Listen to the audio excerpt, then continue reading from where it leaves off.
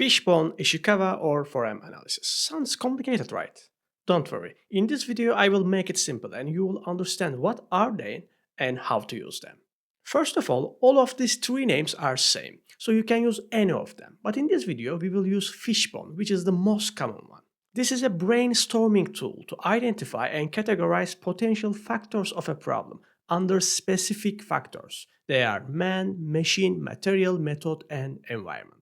So it simply says that if you have a problem, the reason of that problem should be caused by one or more of these factors. So let's make an example. First, we need a problem. Let's say we have a product with a hole and that hole is out of tolerance. Here we're simply producing ideas with the team and writing down under relevant factors. These ideas are potential causes of problem. So here we are saying that the problem could occur due to incorrect cutting parameters, or maybe lack of training, maybe lack of instruction, or maybe material deformation. We don't know yet. We just throw the ideas with the team to understand.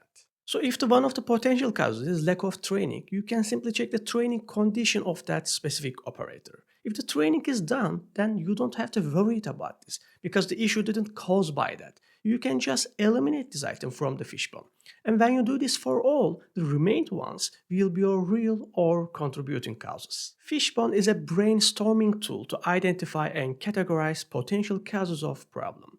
You can either verify these potential causes on Fishbone or you can use different tools like fault tree analysis. If you like this video and want to see more like that, please write a comment and subscribe. And if you want to learn more about the root cause analysis, please check this video description to see full course of root cause analysis.